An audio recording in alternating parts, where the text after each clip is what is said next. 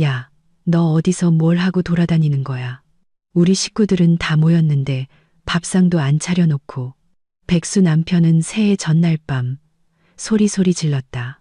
하지만 그는 자신에게 어떤 깜짝 선물이 기다리고 있을지 상상조차 하지 못했다.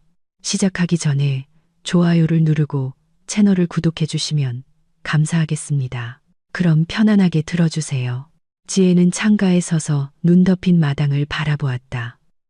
3일 후면 새해였지만 그녀의 마음속은 너무나 공허해서 이대로 사라져 버리고 싶을 정도였다. 주머니 속에서 휴대폰이 진동했다. 또 민준에게서 온 문자였다. 한우 갈비찜이랑 모둠회 사는 거 잊지 마.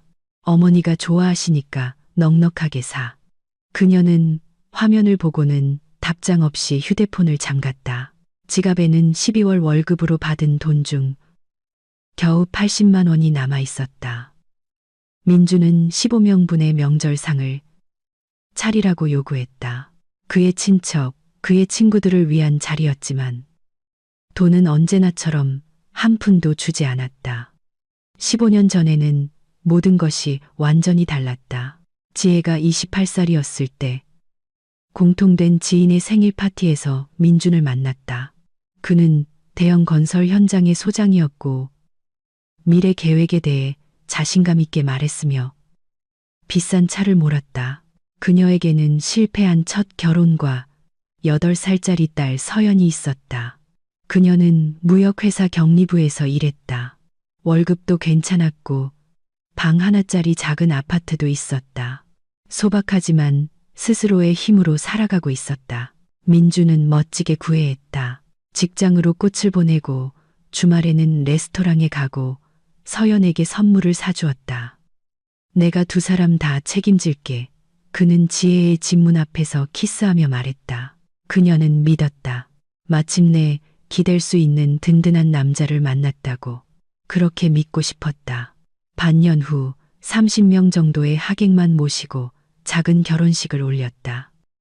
민주는 변두리에 있는 자신의 방 3개짜리 아파트로 이사 오라고 주장했다. 당신 작은 아파트는 뭐하러? 내 집이 더 넓잖아. 서연이 방도 따로 줄 수 있고. 지혜는 동의했다. 그녀의 아파트는 세를 놓았다. 월세는 민준이 가져갔다. 내가 관리비도 내고 당신 딸도 먹여 살리잖아.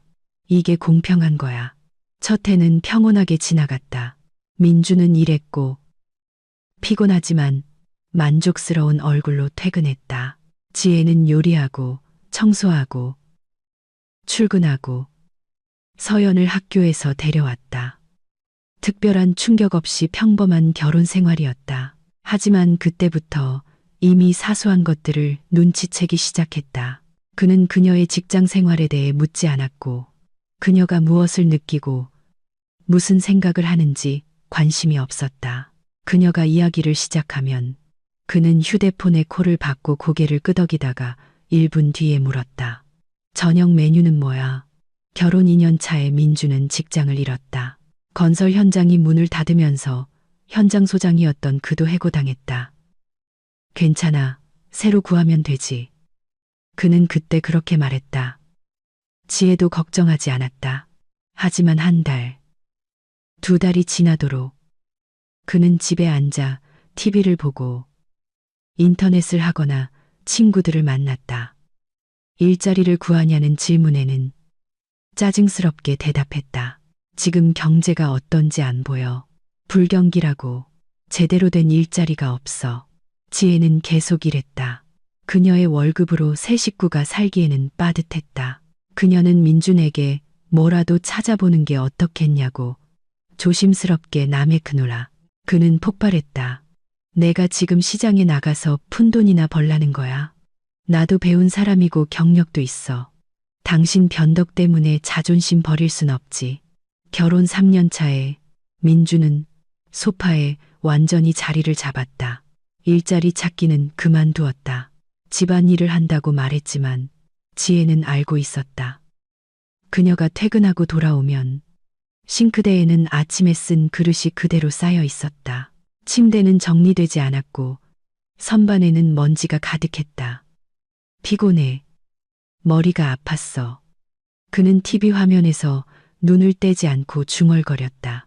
그녀는 말없이 설거지를 하고 청소를 하고 저녁을 준비했다. 온종일 컴퓨터 앞에 앉아 보고서를 작성하고 온 퇴근길 후에도 말이다. 서연이 11살이었을 때 민주는 지혜 앞에서 처음으로 아이에게 소리쳤다. 딸이 수학 시험에서 85점을 받아왔다. 너 바보야? 내 엄마가 너 먹여 살리려고 저렇게 개처럼 일하는데 넌 공부도 제대로 못해? 그는 성적표에 손가락질하며 소리쳤다. 서연은 울었다. 지혜가 둘 사이에 끼어들었다. 여보, 애잖아요. 누구나 실수할 수 있어요. 그는 그녀에게 돌아섰다. 당신은 끼어들지 마. 당신이 애를 너무 오냐오냐 하니까 저 모양이잖아. 그날 이후 무언가 변했다. 집이 넓었지만 지혜는 집이 비좁게 느껴지기 시작했다. 민주는 모든 지출에 대해 보고를 요구했다. 5만 원 어디다 썼어? 뭐해? 영수증 보여줘. 그녀는 식료품, 서연의 학용품, 생활용품 영수증을 보여주었다. 이딴 쓰레기에 5만 원이나 썼다고. 넌 절약할 줄도 몰라? 그는 소리쳤다. 그러면서도 다음 날이면 담배 사개만 원만, 친구들 만난다며 몇만 원씩 달라고 했다. 결혼 4년 차의 지혜는 그에게 아르바이트라도 해보라고 설득했다. 여보, 인터넷이라도 좀 봐요. 임시직이라도 있을지 모르잖아요. 우리 정말 월급 하나로 힘들어요. 그는 마치 그녀가 수치스러운 제안이라도 한 듯 쳐다보았다. 내가 배달이나 막노동이나 하라는 거야. 사람들이 민준이가 저렇게 됐다고 손가락질하는 꼴을 보라고. 여보, 그런 뜻이 아니에요. 그냥 당신이 날 무시하는 거지. 날 실패자라고 생각하는 거잖아. 말다툼은 밤늦게까지 계속되었다. 그는 그녀가 나쁜 아내라며 자기가 얼마나 대단한지 몰라준다며 소리쳤다. 어쨌든 이 집은 자기 집이니 일하지 않을 권리가 있다고 했다. 지혜는 부엌에서 울었고 서연은 자기 방에서 헤드폰을 낀 채 못 들은 척했다. 그 후로 그녀는 일에 대한 주제를 다시는 꺼내지 않았다. 그녀의 32번째 생일은 평생 잊지 못할 날이 되었다. 서연이 아침 일찍 축하해주며 직접 그린 카드를 선물했다. 지혜는 민준도 기억해주길 바랐다. 그는 점심때가 다 되어서 일어나 부엌으로 와 커피를 탔다. 그녀는 가스레인지 앞에서 그가 가장 좋아하는 김치찌개를 끓이고 있었다. 나 오늘 생일이야. 그녀가 조용히 말했다. 그는 돌아보았다. 아, 맞다. 오늘이었지. 뭐 축하해. 그리고는 TV 앞으로 돌아갔다. 저녁에 그는 봉투 하나를 들고 왔다. 선물이야. 지혜가 열어보았다. 안에는 대걸레가 들어있었다. 그냥 마트에서 파는 평범한 플라스틱 대걸레였다.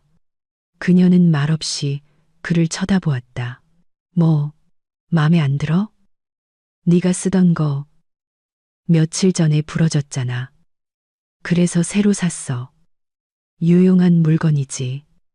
그는 농담기 하나 없이 진지하게 말했다. 마치 아내 생일 선물로 이게 정상이라고 정말로 믿는 사람처럼. 지혜는 욕실로 가서 울었다. 아무도 듣지 못하게 조용히 거울에 비친 자신의 얼굴을 보며 스스로를 알아보지 못했다. 언제부터 이런 대우를 당연하게 받아들이게 됐을까? 언제부터 대걸레나 받을 만한 하찮은 존재가 되었을까? 결혼 생활 중 맞은 그녀의 33번째 생일. 민주는 잊어버렸다. 그냥 잊었다. 그녀는 아무 말도 하지 않았다. 굳이 상기시킬 필요가 있을까? 또다시 세제나 행주 따위를 선물 받으려고. 서연은 똑똑하고 눈치 빠른 아이로 자랐다. 15살 때 그녀는 엄마에게 단도직입적으로 말했다. 엄마, 저 사람이 엄마를 이용하고 있다는 거 알아? 둘은 부엌에 앉아 있었다. 민주는 친구들을 만나러 나간 후였다. 서연아, 그 사람에 대해 그렇게 말하지 마. 왜? 사실이잖아. 5년 동안 일도 안 하고 엄마는 죽어라 일하는데 저 사람은 소파에 누워서 엄마한테 소리나 지르잖아. 정상이 아니야. 지혜는 대답할 말을 찾지 못했다. 딸의 말이 모두 맞았기 때문이다. 하지만 어떻게 떠나지? 어디로? 그녀의 아파트는 너무 오랫동안 세를 줘서 세입자들이 가족 같았다. 계약은 장기 계약이었다. 민준이 우겨서 그렇게 했다. 그는 월세를 챙기며 공동의 필요를 위해 저축한다고 말했다. 하지만 한 번은 지혜가 얼마나 모았는지 물었을 때 그는 짜증내며 대답했다. 내가 당신한테 보고까지 해야 해? 우리 가족 돈이고 내가 관리하는 거야. 그가 백수로 지낸 지 6년째 되던 해 집에 새로운 규칙이 생겼다. 민주는 자신이 집에 있으니 이제 자기가 주인이라고 결정했다. 내가 당신 청소하는 거 확인할 거야. 이 집은 질서가 있어야 해. 그는 불만스러운 표정으로 집안을 돌아다니며 선반을 손가락으로 쓸어 먼지가 있는지 확인했다. 먼지 한 톨이라도 발견하면 난리를 쳤다. 너 청소하긴 하는 거야. 아니면 하는 척만 하는 거야. 지혜는 피곤한 몸으로 퇴근해서 저녁을 준비했고 그는 식탁에 앉아 평가했다. 국이 짜네. 고기는 질기고 지난번이 더 맛있었어. 그녀는 침묵했다. 다시 만들고 새로 요리했다. 만약 반박이라도 하면 저녁 내내 싸움이 시작될 것이고 아침에는 출근해야 했기 때문이다. 서연은 17살이 되자 다른 도시로 대학을 갔다.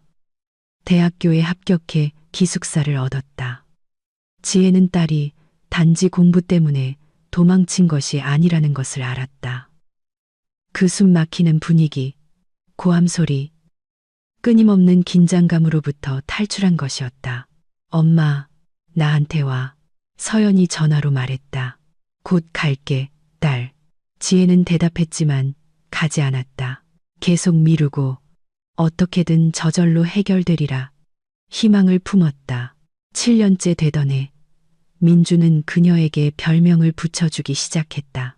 처음에는 친구들 앞에서 농담처럼 얘는 우리 집 식모 지혜야.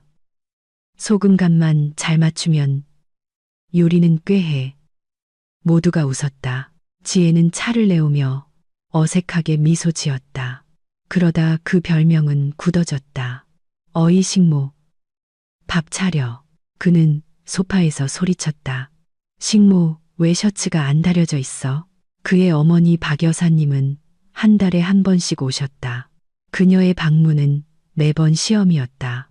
그녀는 아파트 구석구석을 돌아다니며 청결 상태를 확인하고 냉장고를 들여다봤다. 지혜야, 오이가 왜 이렇게 시들었니? 신선한 걸로 사야지. 어머님이야말로 아드님 일자리나 좀 알아보시라고 신경 쓰시는 게 어때요? 한 번은 지혜가 참지 못하고 말했다. 시어머니는 눈을 동그랗게 떴다. 네가 감히 어떻게? 내 아들은 남자야. 일자리 찾느라 지쳐 있다고. 넌 그런 아들을 위해 편안한 환경을 만들어줘야지. 이 대화를 들은 민주는 그 후 일주일 동안 삐져서 반복했다. 네가 우리 엄마를 모욕했어. 네가 무슨 짓을 했는지 알아. 지혜는 시어머니에게 전화로 사과했다. 굴욕적으로 민준의 백수 생활 8년 차는 팬데믹과 겹쳤다. 모두가 집에 머물렀다. 지혜는 재택근무로 전환했다. 그건 지옥이었다. 민주는 계속 옆에서 어슬렁거리며 모니터를 들여다보고 논평했다. 너 거기서 뭐 하는 거야? 웬 숫자들 뿐이냐? 그녀는 이게 복잡한 보고서이며 집중해야 한다고 설명하려 했다. 그는 삐쳤다. 지금 나를 방에서 내쫓는 거야. 내 집 내 방에서. 밤마다 콘서트가 시작되었다. 민주는 낮에 잠을 잤기 때문에 새벽 3, 4시에 잠자리에 들었다. 침실로 들어와 지혜를 깨웠다. 배고파. 뭐 좀 만들어줘. 그녀는 새벽 2시에 일어나 부엌으로 가서 저녁을 데우거나 계란 프라이를 했다. 그가 휴대폰을 보며 음식을 씹는 동안 그녀는 졸음과 싸우며 서 있었다. 맛없네. 자. 그는 한마디 툭 던지고 가버렸다. 그녀는 다시 요리를 시작했다. 아침 7시에는 일어나 출근 준비를 하고 컴퓨터를 켜고 숫자를 맞추고 상사의 전화를 받아야 했다. 민주는 점심때까지 자면서 그녀가 조금이라도 시끄럽게 하면 화를 냈다. 9년째 되던 해 지혜는 자신이 그를 증오한다는 것을 깨달았다. 단순히 지치거나 실망한 게 아니라 명백한 증오였다. 그녀는 그가 소파에 누워 다리를 벌리고 감자칩을 먹는 모습을 보며 혐오감에 속이 뒤틀렸다. 이 남자가 그녀의 인생을 망쳤다. 체계적으로 하루하루, 해마다. 그리고 가장 끔찍한 것은 그녀 자신이 그것을 허락했다는 사실이었다. 그녀는 인터넷에서 정보를 찾기 시작했다. 남편과 헤어지는 법, 재산을 나누는 법, 어디에 문의해야 하는지, 그들이 사는 아파트는 민준의 명의로 되어 있다는 것을 알게 되었다. 그녀 소유의 작은 아파트는 세를 주고 있었다. 계약은 5년 장기 계약이었다. 파기하기 어려웠다. 모아둔 돈도 없었다. 민준이 모든 지출을 통제했기 때문에 무언가 모으는 것은 불가능했다. 그녀는 덫에 걸린 기분이었고 막다른 골목에 몰렸다고 느꼈다. 그리고 그때 결심했다. 조금씩 눈치채지 못하게 모으기로. 마트에서 실제 쓴 돈보다 조금 더 많은 현금을 인출하기 시작했다. 여기서 3만 원, 저기서 2만 원. 민준이 절대 들여다보지 않는 책장 맨 뒤쪽 낡은 책 속에 돈을 숨겼다.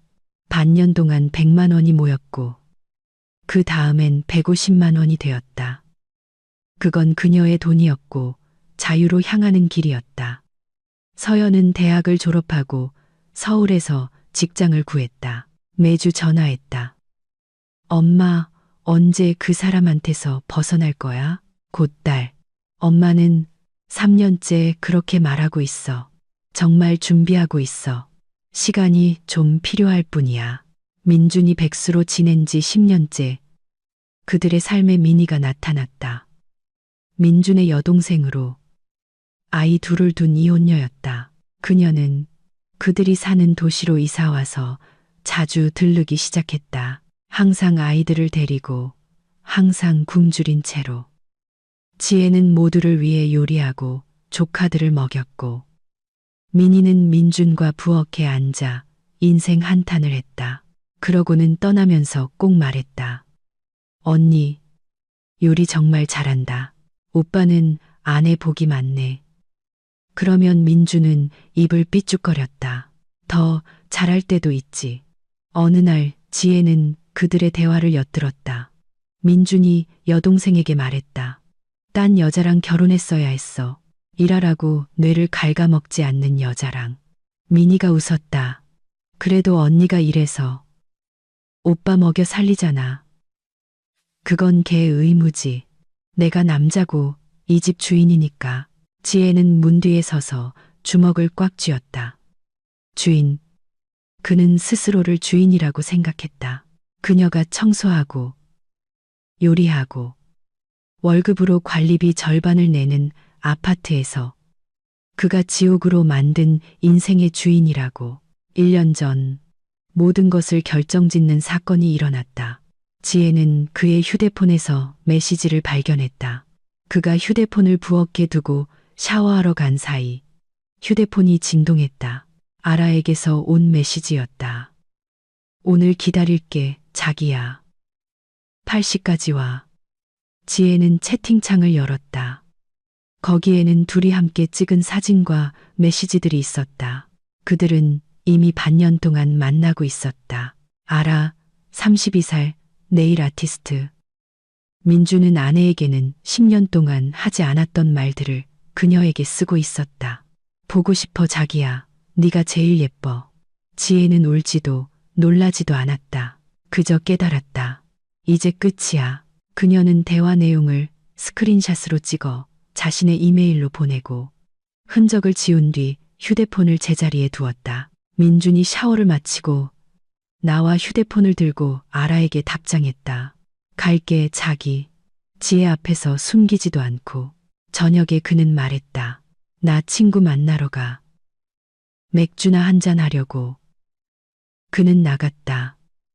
밤늦게 돌아온 그는 만족스러운 표정에 여자 향수 냄새를 풍겼다. 지혜는 어둠 속에 누워 생각했다. 어떻게 이 지경까지 왔을까? 남편이 바람을 피우고 내 돈으로 살면서 나를 모욕하는데도 나는 침묵하고 있다니. 다음 날 그녀는 변호사 상담을 예약했다. 친구가 실력 좋은 전문가를 소개해줬다. 변호사는 그녀의 이야기를 듣고 고개를 끄덕였다. 이혼하고 재산을 분할할 권리가 있습니다. 아파트는 그의 것이지만 결혼 기간 동안 재정적으로 기여했다는 것을 증명하면 보상을 요구할 수 있습니다. 세를 주고 있는 당신의 아파트는 당신의 재산입니다. 그는 그 아파트에 대해 권리를 주장할 수 없습니다. 지혜는 들으면서 마음속 결심이 굳어지는 것을 느꼈다. 떠날 수 있다. 떠나야만 한다. 단지 모든 것을 제대로 계획해야 했다. 그녀는 서류를 모으기 시작했다. 가족을 위해 지출했음을 증명하는 영수증 사본, 계좌 이체 내역, 민준과 그의 애인의 대화 스크린샷, 모든 것을 별도의 폴더에 담아 옷장에 숨기고 때를 기다렸다. 민준은 아무것도 눈치채지 못했다.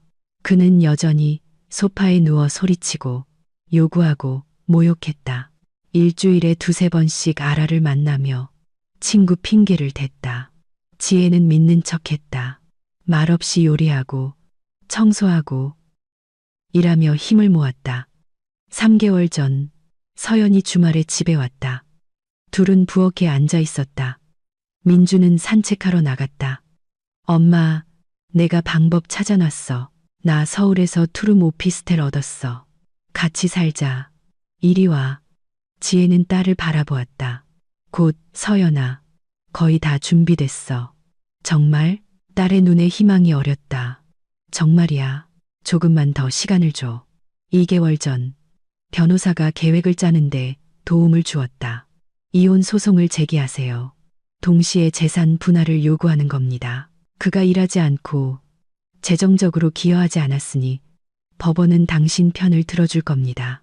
중요한 건 모든 증거를 보관하는 거예요. 지혜는 고개를 끄덕이며 메모했다. 그녀에게는 목표가 있었다. 떠날 것이다. 그리고 그냥 떠나는 게 아니라 자신의 몫을 되찾을 것이다. 한 달 전 민준이 선언했다. 새해에는 우리 친척들 다 모일 거야. 한 15명 정도. 엄마도 오시고 민이랑 애들도 오고 친구들도. 창피하지 않게 제대로 된 상 좀 차려. 지혜는 그를 바라보며 생각했다. 마지막이야. 이게 내가 저 인간을 위해 참아주는 마지막 명절이 될 거야. 알았어. 그녀가 차분하게 말했다. 민주는 놀라서 그녀를 쳐다봤다. 보통 그녀는 반대하며 피곤하다. 15명은 너무 많다고 말했는데 이번에는 너무 쉽게 동의했다. 그래. 제대로 준비해. 한우 갈비찜, 모둠회, 잡채 같은 거. 나 망신시키지 마.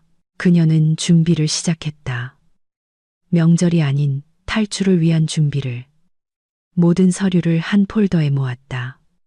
신분증, 혼인관계, 증명서, 자신의 아파트 등기부 등본, 가방에 가장 필요한 짐을 쌌다. 민준이 들여다보지 않는 창고에 가방을 숨겼다. 서연에게 전화했다. 딸, 나 새해에는 너한테 갈 거야. 서연이 숨을 헉 들이마셨다. 정말, 엄마, 너무 기뻐. 비밀이야. 아무한테도 말하면 안 돼. 12월 마지막 3주는 지혜에게 마치 안개 속 같았다. 출근하고 퇴근하고 저녁을 준비했다. 민주는 요구하고 소리치고 트집을 잡았다. 그녀는 침묵했다. 마지막 며칠이라는 것을 알았기 때문이다. 곧 그녀는 자유로워질 것이다. 12월 28일, 민주는 그녀에게 3장짜리 장보기 목록을 주었다. 자, 이거 다 사와. 그리고 새우 사는 거 잊지 마. 어머니가 좋아하시니까. 지혜는 목록을 받아 들고 계산했다. 40만 원은 좋게 나올 것 같았다. 여보, 장볼 돈 좀 줘요. 그는 정신 나간 사람 보듯 그녀를 쳐다봤다. 당신 월급 있잖아. 그걸로 써. 하지만 당신 손님들이잖아요. 그래서 뭐? 넌 내 아내야. 집안을 책임져야지. 아니면 나쁜 주부인 거야? 그녀는 더 이상 다투지 않고 자신의 월급에서 남은 80만 원을 가지고 마트로 갔다. 가장 저렴한 것들만 샀다. 분홍 소시지 한 덩이, 마요네즈, 샐러드용 채소 몇 가지, 갈비찜용 고기나 회는 사지 않았다. 새우도 마찬가지였다. 돈이 없었고 앞으로도 없을 것이다. 저녁에 장 본 것을 식탁에 늘어놓았다. 민준이 와서 보았다. 갈비랑 회는 어디 있어? 돈이 모자랐어. 뭐? 모자랐다고. 내가 사라고 했잖아. 80만 원밖에 없었어요. 살 수 있는 것만 샀다고요. 그는 봉지를 잡아 바닥에 내동댕이 쳤다. 지금 장난해? 내 손님들이 오는데 너는 이 소시지 쪼가리나 내놓을 셈이야? 지혜는 말없이 봉지를 주어 냉장고에 음식을 넣었다. 갈비랑 회를 원하면 돈을 줘요. 그럼 사올게. 민주는 분노로 숨이 막혔다. 내가 왜 줘야 해? 그건 내 일이야. 그럼 있는 걸로 하는 수밖에. 그는 1시간 더 소리치다 문을 쾅 닫고 나가버렸다. 밤늦게 술에 취해 돌아와 침대에 쓰러졌다. 지혜는 옆에 누워 어둠 속에서 미소 지었다. 이틀만 더. 이틀만 지나면 그녀는 자유다. 12월 29일. 민주는 침울하게 돌아다니며 어머니에게 전화해 불평했다. 제가 제대로 된 음식도 못 사요. 완전 망신당하게 생겼어요. 저녁에 그는 지혜에게 말했다. 알아들어. 내일 하루 종일 요리해서 저녁 7시까지 상 다 차려놔. 알았어. 알았어. 12월 30일. 지혜는 일찍 일어나 요리하는 척했다. 민주는 소파에 누워 TV를 보며 명령했다. 샐러드부터 시작해. 그리고 맛있게 만들어. 그녀는 고개를 끄덕이며 남들 보기에 그럴싸하게 부엌에서 무언가를 썰었다. 점심때쯤 그는 TV 앞에서 졸기 시작했다. 그녀는 조용히 침실로 가서 창고에서 준비해둔 가방을 꺼냈다. 옷을 갈아입고 짧은 메모를 써서 부엌 식탁 위에 올려두었다. 나 다시는 안 돌아와. 찾지 마. 마지막으로 잠든 남편을 돌아보고 아파트에서 나와 조용히 문을 닫았다.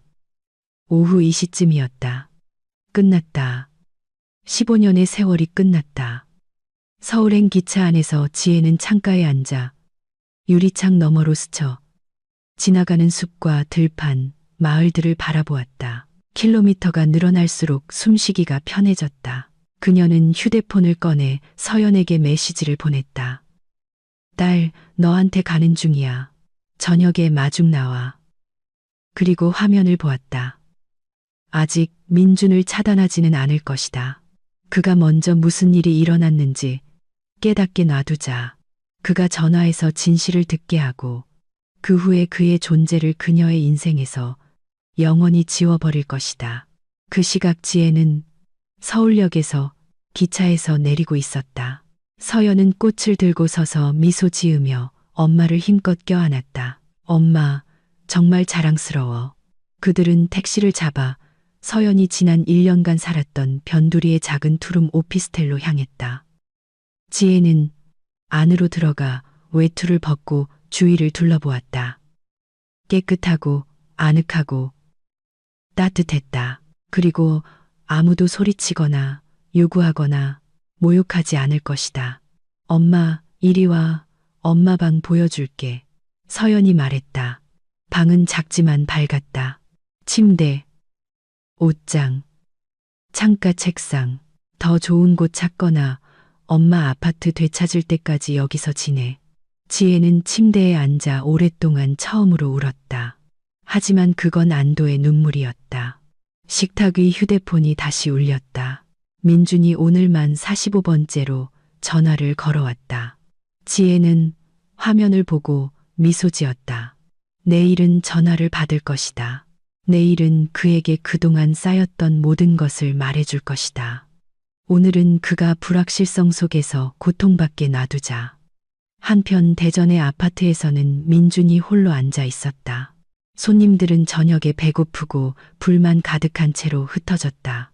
어머니는 그에게 소리쳤고 여동생은 한심하다고 했다.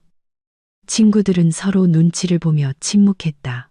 모두 떠나고 냉장고에 소시지와 마요네즈만 남은 텅 빈 아파트에 그 혼자 남았다.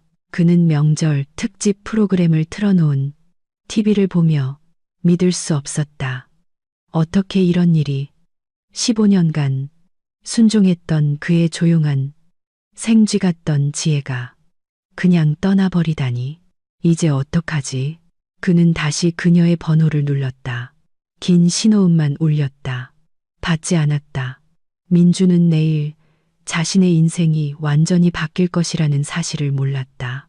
지혜가 그냥 떠난 것이 아니라 전쟁을 선포했다는 것을, 그녀가 그에게 소중했던 모든 것, 즉 평온, 편안함, 그녀에 대한 지배력을 모두 빼앗아 갈 것이라는 것을, 15년간의 굴욕이 그에게 모든 것을 잃는 대가로 돌아올 것이라는 것을. 하지만 그건 내일의 일이었다. 지금 새해 전야에 그는 어둠 속에 앉아 어디서부터 잘못되었는지 되짚어보고 있었다. 실수는 간단했다. 그는 지혜가 영원히 참을 것이라고 생각했다. 하지만 누구에게나 인내심에는 한계가 있고 그녀의 인내심도 끝이 났다.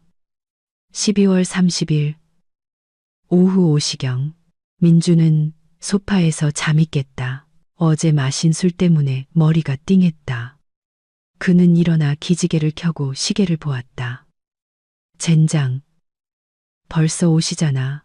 곧 손님들이 올 텐데. 지혜는 어디 있지? 왜 이렇게 조용하지? 그는 부엌으로 갔다. 냉장고는 열려 있었다. 식탁에는 도마와 칼, 약간 썬 채소가 놓여 있었지만 지혜는 없었다. 지혜야. 그가 불렀다. 정적. 지혜야, 어디 있어? 그는 아파트를 돌아다녔다. 그녀는 어디에도 없었다. 그때 부엌 식탁 위에 쪽지를 발견했다. 읽고 또 읽었다. 이게 무슨 헛소리야. 그는 중얼거렸다. 그냥 이렇게 떠날 리가 없잖아. 그럴 리가. 하지만 창고 문은 열려 있었다. 옷걸이에는 그녀의 외투가 없었다. 현관에는 그녀의 가방이 보이지 않았다. 민주는 부엌으로 돌아와 의자에 앉았다. 머릿속이 정리되지 않았다. 그의 조용하고 기죽어 있던 지혜. 15년간 모든 것을 참아온 그녀가 손님들이 오기 이 시간 전에 그냥 떠나버렸다. 미니한테 도와달라고 할까? 여동생은 요리를 꽤 잘한다. 그는 그녀에게 전화했다. 오빠, 왜 이렇게 일찍 전화했어? 잠긴 목소리였다. 미니야, 도움이 필요해. 지혜가 없어. 상이 안 차려졌어. 와서 요리 좀 도와줄 수 있어? 잠시 침묵이 흐르더니 웃음소리가 들렸다. 오빠, 진심이야? 나 애가 둘이야. 나도 오늘 저녁 준비해야 한다고. 오빠는 남자잖아. 직접 하든지 배달시키든지 해. 나 바빠. 저녁에 보자. 그녀는 전화를 끊었다. 민주는 휴대폰을 보며 믿을 수 없었다. 여동생마저 거절했다. 그는 어머니에게 전화해 보았다. 박 여사님은 바로 받았다. 민준아, 거기 무슨 일이야? 지혜는 어디 있니? 엄마, 걔 딸한테 갔어요. 아니, 이런 날에 어떻게 가? 몰라요. 우리 싸웠어요. 싸웠다고. 뭐 때문에? 그냥 사소한 걸로요. 어머니는 한숨을 쉬었다. 그럼 네가 개를 못 살게 굴었구나. 내가 그렇게 아내한테 그러면 안 된다고 했지. 이제 어떡할 거야? 엄마, 혹시 좀 일찍 오셔서 요리 좀 도와주실 수 있어요? 민준아, 나 68이야. 혈압도 오르락내리락 하는데 내가 가스레인지 앞에서 3시간 동안 서 있을 순 없어. 그건 내 아내가 했어야 할 일이야. 걔가 없으면 네 잘못이지. 어떻게든 알아서 해. 그리고 그녀도 전화를 끊었다. 민주는 부엌에 앉아 공포가 엄습하는 것을 느꼈다. 아무도 도와주지 않는다. 모두가 이건 그의 문제라고 생각한다. 하지만 그가 어떻게 혼자 15명분을 준비한단 말인가? 그는 요리를 해본 적이 없었다. 단 한 번도. 그는 휴대폰을 열어 배달 앱을 찾았다. 샐러드, 뜨거운 요리, 안주를 고르며 금액을 계산했다. 48만 원이 나왔다. 그의 카드에는 25만 원이 있었다. 월급은 10년째 없었다. 지혜의 돈으로 살았는데 지금은 그 돈이 없었다. 앱으로 대출을 신청해봤다. 거절, 신용기록 불량. 오랫동안 무직. 민주는 휴대폰을 식탁에 내던지고 얼굴을 감쌌다. 어떡하지? 대체 어떻게 해야 하지? 그는 다시 지혜에게 전화를 걸었다. 긴 신호음. 받지 않는다. 메시지를 보냈다. 지혜야, 그만 삐치고 돌아와. 우리 얘기 좀 하자. 메시지는 전송되었지만 읽지 않았다. 또 하나, 네가 화난 건 알지만 손님들이 오잖아. 그 사람들을 이렇게 난처하게 만들 순 없잖아. 전송됨. 읽지 않음. 그는 냉장고를 보았다. 어제 산 소시지, 마요네즈, 채소가 조금 있었다. 명절 음식이라고는 할 수 없는 것들이었다. 이 시간 안에 그는 아무것도 준비하지 못할 것이다. 설령하고 싶어도 그는 요리할 줄 몰랐다. 한 번도 해본 적이 없었다. 수년 만에 처음으로 민주는 무력감을 느꼈다. 항상 명령하고 항상 요구하던 그가 갑자기 해결할 수 없는 문제 앞에 홀로 남겨졌다. 그리고 탓할 사람도 없었다. 자신 외에는. 그는 식당에 전화를 걸기 시작했다. 혹시 완성된 음식이라도 주문할 수 있을까 해서. 안녕하세요. 오늘 저녁 15명분 잔치 음식을 주문할 수 있을까요? 오늘요. 새해잖아요. 한 달 전부터 예약이 꽉 찼는데요. 정말 급해서요. 죄송하지만 도와드릴 수 없습니다. 그는 5군데의 식당에 전화했지만 모두 같은 대답이었다. 예약 마감. 주문은 12월 25일까지 받았다. 마지막 순간에 요리해줄 곳은 아무데도 없었다. 민주는 소파에 앉아 눈을 감았다. 실패, 완전한 실패. 이제 그 모든 사람들, 어머니, 여동생, 친구들이 와서 텅 빈 식탁을 보게 될 것이다. 그리고 깨닫게 되겠지. 그가 지혜 없이는 아무것도 할 수 없는 존재라는 것을. 그는 냉장고에서 있는 것을 꺼냈다. 소시지를 동그랗게 썰어 접시에 담고 올리브 통조림을 열어 옆에 쏟고 치즈를 썰었다. 이것이 안주의 전부였다. 초라하고 빈약했지만 그래도 없는 것보다는 나았다. 찬장에서 소주 3병을 찾았다. 그게 전부였다. 식탁은 초라해 보였다. 평소 지혜는 상다리가 부러지게 차렸다. 샐러드 10가지, 뜨거운 요리, 각종 안주. 모든 것이 아름답고 풍성했다. 지금은 큰 식탁 위에 접시 3개. 공허함, 수치심. 민주는 의자에 앉아 이 식탁을 멍하니 바라보았다. 바로 그 순간 그는 깨달았다. 지난 15년 동안 지혜는 보이지 않는 일을 해왔다. 그녀는 요리하고 청소하고 빨래하고 장을 보고 무거운 짐을 날랐다. 그는 그것을 당연하게 여겼다. 그는 결코 고마워하지 않았고 고맙다고 말한 적도 없었다. 그저 요구하고 비판할 뿐이었다. 하지만 그 깨달음은 너무 늦게 찾아왔다.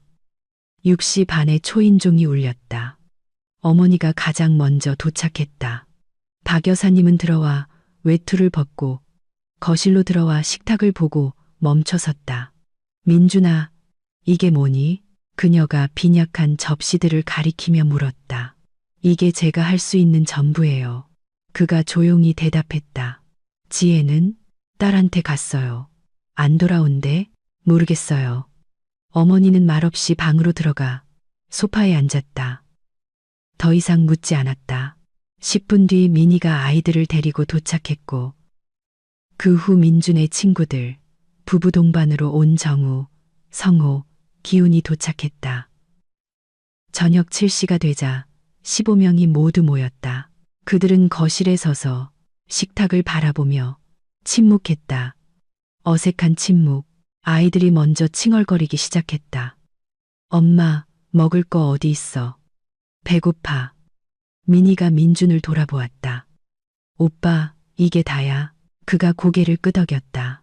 피자라도 시킬까? 정우가 휴대폰을 꺼내며 제안했다.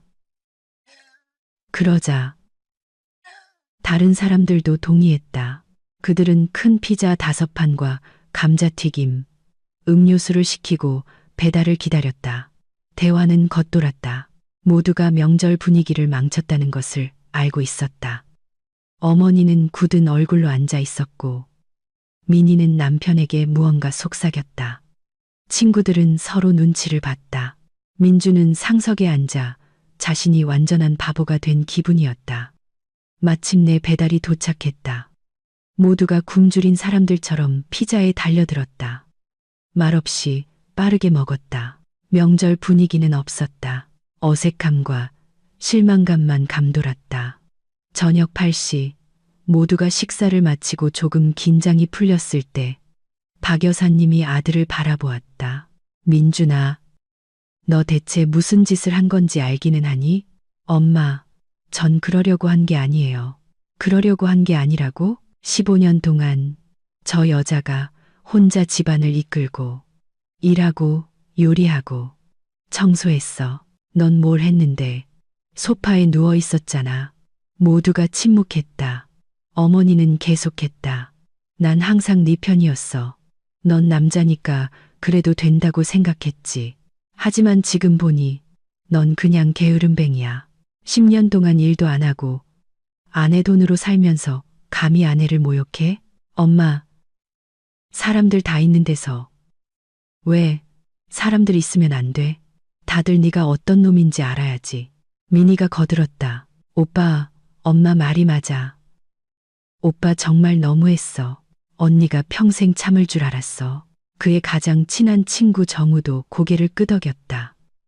나라면 당장 가서 무릎 꿇고 빌어서라도 데려왔을 거야. 걔 서울에 있어. 민준이 조용히 말했다. 그래서 뭐? 표 끊어서 가. 하지만 민준은 침묵했다. 간다고 해도 지혜가 돌아오지 않을 것이라는 걸 알았기 때문이다. 그녀는 결심했다. 그는 그녀의 쪽지에서 그걸 느꼈다. 그녀는 화가 나서 충동적으로 떠난 게 아니었다. 그녀는 심사숙고 끝에 영원히 떠났다. 밤 9시가 되자 손님들이 흩어지기 시작했다. 아무도 머물고 싶어 하지 않았다. 명절은 망쳐졌다. 어머니는 떠나면서 말했다. 더 늦기 전에 바로잡아. 아니, 이미 너무 늦은 것 같구나. 민희는 말없이 떠났다. 친구들은 새해 복 많이 받아라고 중얼거리며 사라졌다. 밤 10시가 되자 민주는 혼자 남았다. 아파트는 텅 비었고 식탁은 거의 그대로였으며 접시는 더러웠다. 그는 부엌에 앉아 병째로 소주를 마셨다. 머릿속에는 온갖 생각이 맴돌았다. 어떻게 이 지경까지 왔을까? 언제부터 자신이 스스로 밥 한 끼 차려 먹지 못하는 인간이 되었을까? 그는 예전의 자신을 떠올렸다. 건설 현장 소장. 돈도 잘 벌고 차도 몰고 자신감 넘쳤다. 그러다 직장을 잃고 새로 구하는 대신 긴장을 풀기 시작했다. 처음엔 한 달 쉬었고 그 다음엔 반년. 그러다 지혜가 버는데 굳이 힘들게 일할 필요가 있나 생각하게 됐다. 해를 거듭할수록 그는 더 깊은 나락으로 빠져들었고 모두가 경멸하는 인간, 즉 게으름뱅이, 심지어 어머니조차 존중하지 않는 사람이 되어갔다. 지혜는 참았다. 오랫동안, 너무나 오랫동안 참았다. 그는 그것에 익숙해졌고 그녀를 자신의 하녀처럼 여기기 시작했다. 그녀가 감정과 자존심을 가진 살아있는 사람이라는 것을 잊었다. 지금 이 텅 빈 아파트에 홀로 앉아 민주는 10년 만에 처음으로 수치심을 느꼈다. 타는 듯하고 고통스러운 수치심을. 십시반에 그는 다시 그녀의 번호를 눌렀다. 긴 신호음 받지 않는다. 그는 메시지를 보냈다. 지혜야, 미안해. 내가 잘못했다는 걸 깨달았어. 우리 얘기 좀 하자. 전송됨. 읽음. 하지만 답장은 없었다. 또 다른 메시지. 나 변할게. 일도 찾고 도울게. 제발 돌아와줘. 읽음. 침묵. 그리고 또 제발 뭐라도 답장 좀 해줘. 침묵하지 마. 읽음. 아무것도. 민주는 휴대폰을 식탁에 내던졌다. 그녀는 읽고 있지만 답장하지 않는다. 이건 읽지 않는 것보다 더 나빴다. 일부러 무시하고 있다는 뜻이다. 그가 그녀에게 더 이상 아무 의미도 없다는 것을 보여주는 것이다. 밤 11시 그는 참지 못하고 다시 전화를 걸었다. 그리고 이번에는 긴 신호음 5번 만에 그녀가 전화를 받았다. 여보세요. 지혜의 차분한 목소리. 너무나 차분해서 민주는 화가 치밀었다. 자기 인생이 무너지고 있는데 어떻게 저렇게 평온할 수 있지? 야, 너 어디서 뭘 하고 돌아다니는 거야? 이 멍청한 개. 그가 수화기에 대고 소리쳤다. 하루 종일 쌓였던 감정이 그 고함에 터져 나왔다. 우리 식구들은 다 모였는데 밥상도 안 차려놓고 네가 지금 무슨 짓을 했는지 생각은 하는 거야. 명절 다 망쳤다고. 엄마도 나한테 소리치고 여동생도 친구들도 다들 나를 비난했어. 너 때문에 내가 바보가 됐다고. 상대편에서는 침묵. 민주는 계속 소리쳤다. 넌 여기 있었어야 했어. 그게 네 일이야. 상 차리고 요리하는 거. 넌 아내잖아. 제기랄. 넌 집안을 책임져야 한다고. 근데 넌 뭘 했어? 쥐새끼처럼 도망쳤잖아. 그리고 그녀가 입을 열었다. 조용하고 평온하고 얼음장 같은 목소리였다. 민준 씨, 난 더 이상 당신 아내가 아니에요. 잠시 정적. 정확히 말하면 법적으로는 아직 아내지만 내일 이혼 소송을 제기할 거고 당신은 아무것도 할 수 없을 거예요. 뭐, 민주는 믿을 수 없었다. 농담하는 거지? 아니요. 아주 진지하게 말하는 거예요. 15년 동안 난 당신의 하녀였어요. 요리하고 청소하고 돈을 벌어왔죠. 당신은 소파에 누워서 날 모욕했고 날 멍청이, 식모, 걸레라고 불렀죠. 내가 못 들을 줄 알았나요? 난 다 들었어요. 민준 씨, 한마디 한마디 전부. 지혜야, 그건 농담이었어. 농담. 내 생일에 대걸레를 준 거. 농담. 결혼기념일을 잊어버린 거. 농담. 당신 친구들 앞에서 나한테 소리친 거. 농담. 그녀의 목소리는 더 단단해졌다. 가장 상처받는 게 뭔지 알아요? 가난은 용서할 수 있었어요. 당신이 일하지 않는 것도 용서할 수 있었죠. 하지만 무시는 용서할 수 없어요. 당신은 날 존중하지 않았어요. 민준 씨, 단 한 번도. 난 항상 널 존중했어. 거짓말. 당신은 날 이용했어요. 난 당신에게 현금 인출기이자 하녀였죠. 편했겠죠. 그렇죠. 남의 돈으로 살면서 아무것도 안 하고 명령까지 하니.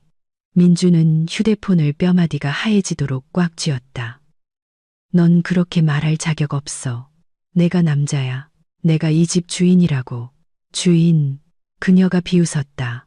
김치찌개 하나 제대로 못 끓이는 주인이요. 오늘 모든 손님 앞에서 망신당한 주인이요. 정우 씨가 벌써 나한테 문자 보냈어요. 당신이 아무것도 준비 못해서 피자 시켜 먹었다고 다 얘기해 주던데요. 정우가? 네, 당신 대신 사과하더군요. 당신이 바보 같았고, 자기는 오래전부터 알고 있었다고요. 제가 마침내 떠난 건 정말 잘한 일이라고 했어요. 민주는 믿을 수 없었다. 그의 가장 친한 친구가 그가 그런 말을 할 리가 없었다. 할 수 있고 했어요. 오늘 저한테 연락 온 사람 많아요. 당신 여동생도요. 저를 지지한대요. 제가 잘했다고. 민희가? 네, 그리고 당신 어머니도요. 박 여사님은 1시간 전에 전화하셨어요. 당신이 나를 못 살게 굴었고 이제야 모든 걸 이해하게 됐다고요. 내가 이혼하고 싶다면 반대하지 않겠다고 하셨어요. 민주는 의자에 주저앉았다. 어머니가 지혜 편을 들다니 이건 불가능했다. 거짓말이야. 아니요. 직접 여쭤보세요. 지혜는 잠시 침묵했다가 덧붙였다. 민준 씨, 알아들어요. 난 안 돌아가요. 절대로. 당신은 내 안의 모든 걸 죽였어요. 사랑, 존중, 심지어 동정심까지도요. 이제 난 그냥 당신 없이 내 인생을 살고 싶을 뿐이에요. 넌 돈도 없고 집도 없잖아. 넌 돌아올 거야. 갈 데가 없으니까. 나 집 있어요. 당신이 10년 동안 세를 주고 그 돈을 당신 마음대로 썼던 내 아파트요. 기억하죠? 임대차 계약 해지하고 거기로 들어가거나 팔아서 더 작은 걸 사더라도 내 집을 가질 거예요. 너 그럴 수 없어. 계약이 5년이나 남았다고. 할 수 있어요. 내가 집주인이니까요. 법적으로 3개월 전에 통보하면 계약을 해지할 수 있어요. 이미 세입자에게 통지서를 보냈어요. 민주는 발밑에 땅이 꺼지는 것을 느꼈다. 그 돈, 월 150만 원은 그의 유일한 수입원이었다. 넌 그렇게 할 수 없어. 할 수 있어요. 그리고 내일 이혼 소송과 재산 분할 청구 소송도 제기할 거예요. 무슨 재산? 아파트는 내 거잖아. 네. 하지만 난 그 아파트에 돈을 투자했어요. 수리비, 가구, 가전제품 비용을 댔죠. 영수증 전부 가지고 있어요. 보상을 요구할 거예요. 무슨 보상? 내가 산 것들 가치의 절반이요. 내 계산으로는 약 2억 원 정도 돼요. 나 그런 돈 없어. 그럼 아파트를 팔아서 돈을 나누든가 당신이 내 몫을 사든가 하세요. 알아서 결정해요. 민주는 한마디도 할 수 없었다. 그녀는 모든 것을 생각했고 모든 것을 계획했다. 이건 충동적인 탈출이 아니라 준비된 작전이었다. 지혜야, 너 미쳤어? 아니요. 민준 씨, 그냥 정신을 차린 거예요. 15년 동안 난 눈이 멀었죠. 참고 당신이 변하기를 바랐어요. 하지만 당신은 변하지 않았고 더 나빠지기만 했죠. 난 더 이상 당신에게 내 인생을 낭비하고 싶지 않아요. 일도 찾고 도울게. 늦었어요. 난 더 이상 당신을 믿지 않아요. 기회를 줘. 당신에겐 15년이 있었어요. 그게 당신의 기회였죠. 당신은 그걸 다 날려버렸어요. 침묵. 민주는 자신의 거친 숨소리를 들었다. 그때 지혜가 덧붙였다. 조용히. 그리고 나아라 씨에 대해서도 알아요. 심장이 쿵 내려앉았다. 뭐? 당신 애인이요. 그 네일숍 아가씨. 이미 1년 전부터 알고 있었어요. 당신들 대화 내용 스크린샷. 사진들. 전부 다 가지고 있어요. 지혜야. 조용히. 난 난리치지도 소리 지르지도 않았어요. 그냥 이혼할 경우를 대비해 증거를 모아뒀죠.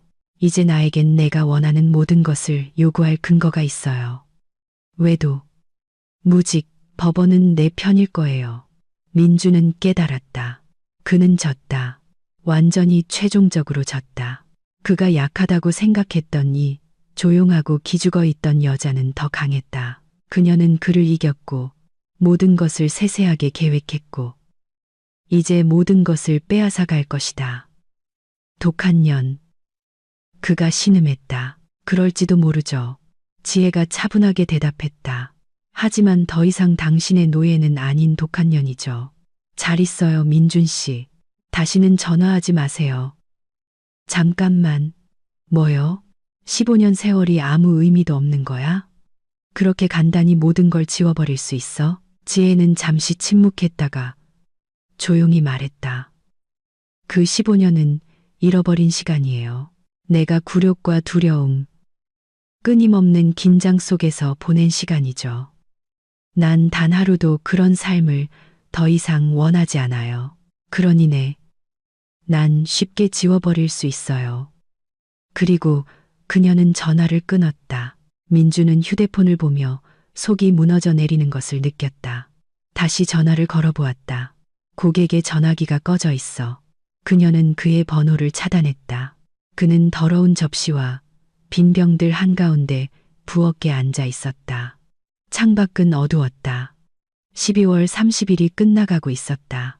내일은 새해지만 그에게는 아무것도 없었다. 아내도, 존중도, 미래도. 그는 소주병을 들어 남은 술을 다 마셨다. 그리고 테이블에 머리를 박고 수년 만에 처음으로 울었다. 자기 연민 때문이 아니라 자신을 돌봐주던 유일한 사람을 자기 손으로 잃었다는, 모든 것을 잃었다는 깨달음 때문이었다. 그리고 그 사람은 영원히 떠났다. 한편 서울에서 지혜는 휴대폰을 식탁에 내려놓고 미소 지었다. 서연이 그녀를 껴안았다. 엄마, 정말 멋져. 자랑스러워. 나도 내가 자랑스럽다, 딸. 그들은 부엌에 앉아 차를 마셨다. 내일은 새해, 새로운 삶. 굴욕도, 두려움도, 그녀의 존재를 지옥으로 만든 사람도 없는 삶. 엄마, 그 사람 불쌍하지 않아? 서연이 물었다. 지혜는 생각에 잠겼다. 글쎄, 불쌍할 줄 알았는데. 아니, 전혀. 그가 스스로 선택한 길이야. 수년 동안 이제 그 결과와 함께 살아가야지. 그가 복수할까봐 두렵진 않아? 아니, 그는 복수할 힘도 없어. 제대로 살아갈 힘조차 없다고. 그는 약해, 서연아. 오늘 그걸 깨달았어. 아주 약한 사람이야. 12월 31일. 그들은 일찍 일어났다. 서연은 장을 보러 갔고 지혜는 요리를 시작했다. 두 사람을 위한 간단한 저녁, 잡채, 닭구이, 샐러드, 사치스러운 갈비나 회는 없었다. 평범한 명절을 위한 평범한 음식. 자정에 그들은 발코니로 나갔다. 서울은 불빛으로 빛났고 하늘에서는 불꽃이 터졌다. 새해 복 많이 받아. 엄마, 새해 복 많이 받아, 우리 딸. 그들은 서로를 껴안았다. 지혜는 하늘을 보며 생각했다. 이게 나의 새로운 시작이야. 43살. 다시 시작하기에 늦지 않은 나이. 그 시각 민주는 어둠 속 소파에 누워 창밖에서 터지는 폭죽 소리를 듣고 있었다. 새해, 새로운 삶. 하지만 그의 삶은 전혀 다를 것이다. 혼자 남겨진 사람. 가진 것을 소중히 여기지 않았기에 모든 것을 잃은 사람의 삶. 1월 1일 아침, 지혜는 가벼운 마음으로 잠에서 깼다. 서연은 아직 자고 있었다. 그녀는 부엌으로 나가 커피를 내리고 창가에 앉아 휴대폰을 꺼내 2개월 전 상담했던 변호사에게 메시지를 보냈다. 김 변호사님, 새해 복 많이 받으세요. 저 이혼 소송 준비됐습니다. 언제 뵐 수 있을까요? 1시간 뒤 답장이 왔다. 지혜 씨, 잘 생각하셨어요. 1월 3일에 뵙죠. 서류 모두 준비해 주세요. 지혜는 미소 지었다. 모든 것이 계획대로 진행되고 있었다. 민주는 깨질 듯한 두통과 함께 잠에서 깼다. 아파트는 완전히 난장판이었다. 더러운 그릇, 빈 병, 담배꽁초. 그는 일어나 주위를 둘러보고 깨달았다. 이제 이 모든 걸 혼자 치워야 한다는 것을. 지혜는 더 이상 없었다. 그는 부엌으로 가서 냉장고를 열었다. 텅 비어 있었다. 정말 아무것도 없었다. 그 소시지조차 남지 않았다. 손님들이 다 먹어치웠다. 마트에 가야 했다. 하지만 가고 싶지 않았다. 그냥 누워서 일어나고 싶지 않았다. 휴대폰이 진동했다. 어머니에게서 온 메시지였다. 민준아, 나 진심이야. 상황을 바로잡고 싶으면 행동을 시작해. 일자리를 찾아. 뭐라도 하라고. 계속 소파에 누워 있으면 난 더 이상 내 엄마가 아니야. 그는 읽고 휴대폰을 식탁에 던졌다. 미니에게서 또 다른 메시지가 왔다. 오빠, 언니 말이 맞아. 오빠가 언니를 그렇게 만들었어. 서운해하지 마. 이건 사실이야. 오빠는 완전히 다른 사람이 됐어. 내가 기억하는 그 사람이 아니라고. 그녀마저 등을 돌렸다. 그는 혼자 남았다. 완전히 혼자. 아내도, 가족의 지지도, 친구도 없이 오직 그와 텅 빈 아파트뿐이었다. 민주는 바닥에 앉아 머리를 감쌌다. 어떡하지? 앞으로 어떻게 살지? 그는 몰랐다. 10년 동안 그는 자동 조종 모드로 살았다. 지혜가 일하면 그는 소파에 누워 있었다.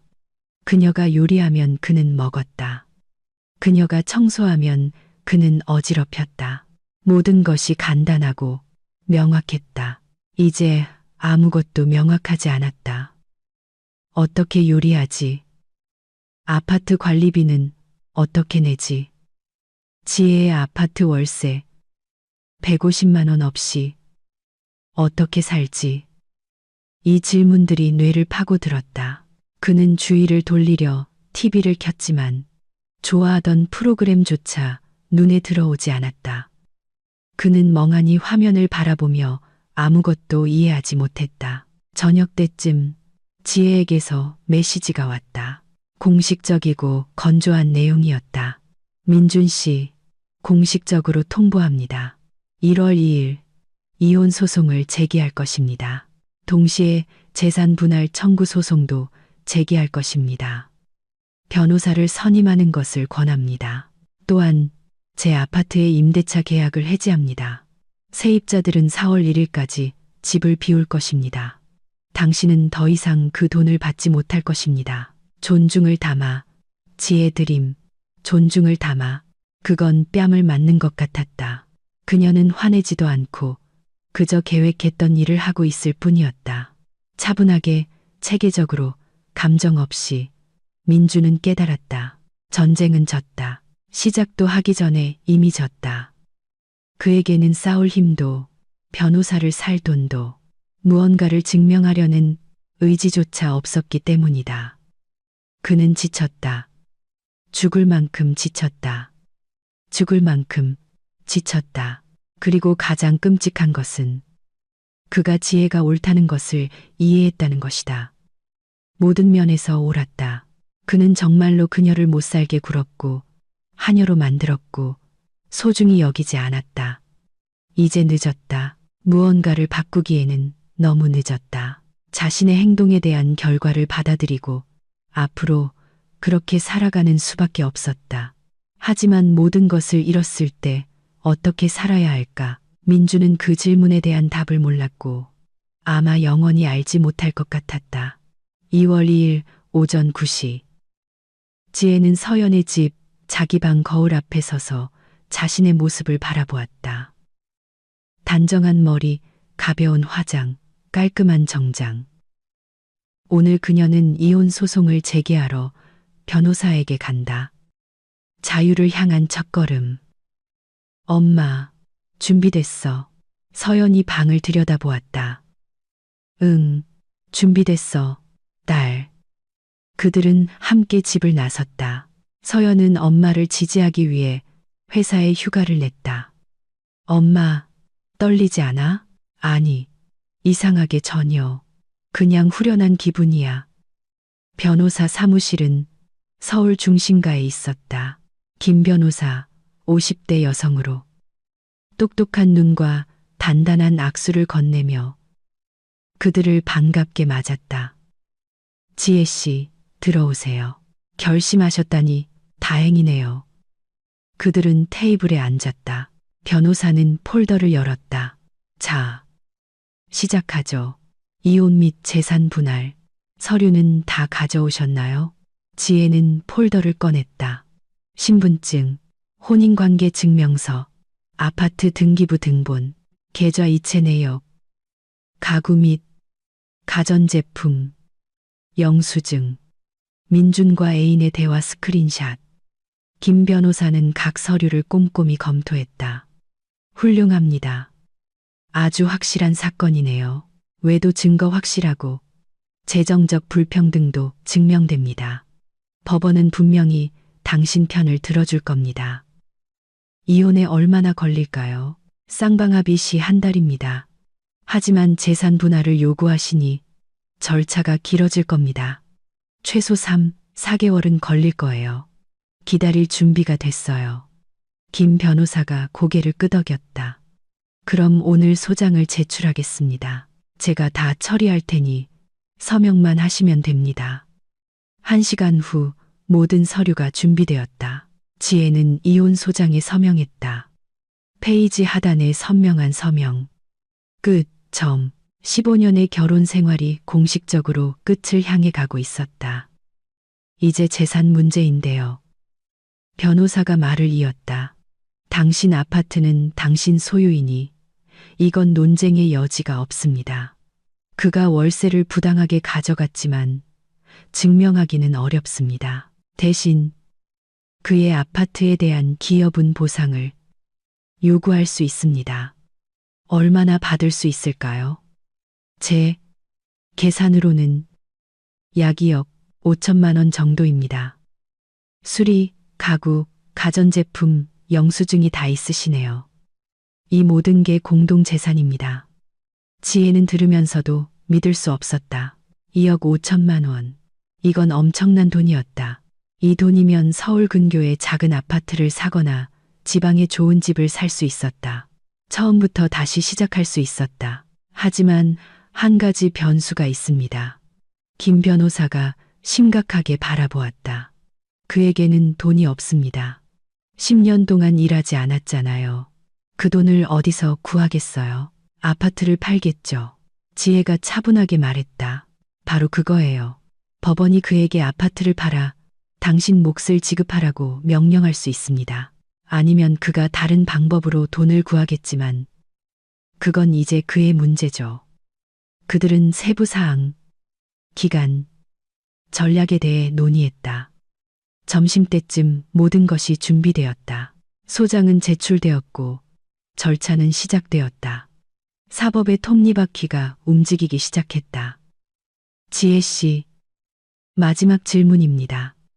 변호사가 진지하게 바라보았다. 확실하신가요? 재산 분할은 전쟁입니다.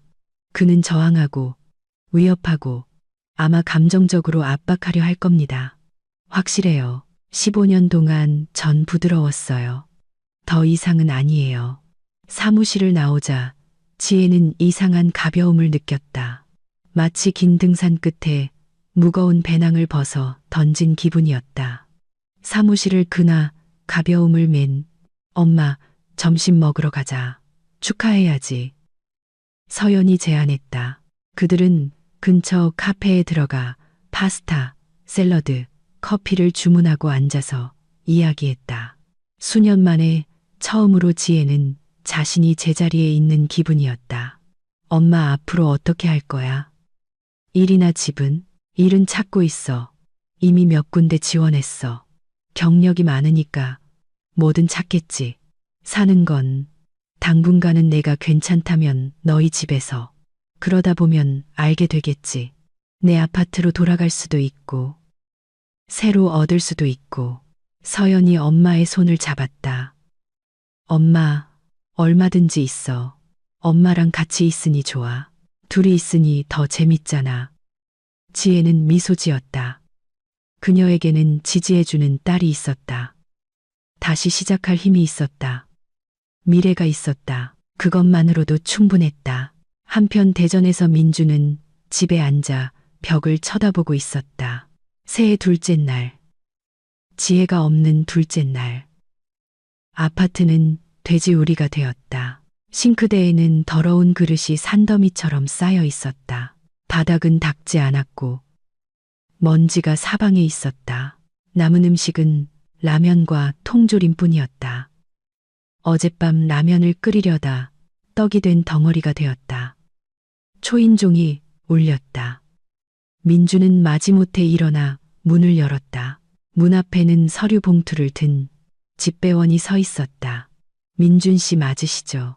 여기 서명해 주세요. 민주는 서명하고 봉투를 받아 뜯었다. 안에는 법원에서 온 공식 통지서가 있었다. 지혜가 제출한 이혼 소장, 첫 변론 기일은 1월 23일이었다. 그는 서류를 3번이나 다시 읽었다. 그녀는 정말로 소송을 제기했다. 말만 한 게 아니라 실제로 했다. 그리고 또 다른 서류. 재산 분할 청구 소송. 청구 금액이 2억 5천만 원. 민주는 현관 바닥에 그대로 주저앉았다. 2억 5천. 그는 평생 그런 돈을 가져본 적이 없었다. 일할 때조차 그렇게 많이 벌지 못했다. 어디서 그 돈을 구하지? 아파트는 대략 4억 원 정도 한다. 팔아서 반으로 나누면 2억이 남는다. 거기서 월세 내고 생활비 빼면 아무것도 남지 않을 것이다. 그는 휴대폰을 잡고 어머니에게 전화했다. 엄마, 도움이 필요해요. 무슨 도움? 돈이요. 지혜가 재산 분할 소송을 걸었어요. 2억 5천을 달래요. 침묵. 나 그런 돈 없어. 연금이 월 100만 원인데. 내가 어디서 너한테 몇 억을 주니? 그럼 저 어떡해요? 몰라, 민준아. 그건 내 문제야. 네가 만들었으니 네가 해결해. 그리고 전화를 끊었다. 민주는 미니에게 전화했다. 미니야, 나 돈 좀 빌려줄 수 있어? 얼마? 오빠, 나 애가 둘이야. 대출금도 있고. 나도 빚더미에 앉았어. 미안. 친구들도 거절했다. 정우는 대출이 있었고 성우는 자기 사업에 돈이 다 묶여 있었다. 기우는 최근에 아이가 태어났다. 아무도 백수에게 돈을 빌려줄 준비가 되어 있지 않았다. 민주는 혼자가 되었다. 그는 인터넷에서 일자리를 찾아보려 했고 구인 사이트를 열었다. 현장 소장, 최근 3년 경력 요구. 그의 경력은 10년 전의 것이었다. 관리자, 대졸, 프로그램 지식. 그에게는 아무것도 없었다. 막노동. 월급 250만 원. 설령 취직하더라도 그 돈으로 2억을 모으려면 8년이 걸린다. 막다른 길. 완전한 막다른 길. 그는 명절에 남은 소주를 따라 한 번에 마셨다. 그리고 또 마셨다. 저녁 때쯤 그는 취해서 소파에 누워 천장을 바라보고 있었다. 인생이 끝났다. 그냥 그렇게 끝나버렸다. 3월, 지혜는 한 회사로부터 전화를 받았다. 이력서를 보냈던 곳 중 하나였다. 지혜 씨, 저희는 머큐리 상사입니다. 이력서를 검토했습니다. 면접 보러 오실 수 있을까요? 네, 물론이죠. 언제가 좋을까요? 오늘 3시 괜찮으세요? 네, 괜찮습니다. 그녀는 제 시간에 도착했다. 회사는 건자재 도매업을 하고 있었고 경리 팀장이 필요했다. 면접은 40대 남성인 이사님이 진행했다. 지혜 씨, 자기소개 부탁합니다. 그녀는 이야기했다. 15년 경력, 대형 무역회사 근무, 모든 회계 프로그램 사용 가능, 여러 업무 동시 처리 가능. 왜 이전 직장을 그만두셨나요? 서울로 이사 와서요. 개인적인 사정입니다. 이사님은 고개를 끄덕였다. 추천서 있나요? 네, 드릴 수 있습니다. 그들은 업무, 일정, 급여에 대해 논의했다. 월 400만 원. 지혜에게는 훌륭한 조건이었다. 대전에서는 250만 원을 받았다. 언제부터 출근 가능하세요? 내일이라도요. 좋습니다. 그럼 1월 5일부터 출근해 주세요. 서류 작업은 첫날 다 처리하죠. 지혜는 사무실을 나오며 미소를 참기 힘들었다. 일. 괜찮은 급여에 좋은 일. 시작이 좋았다.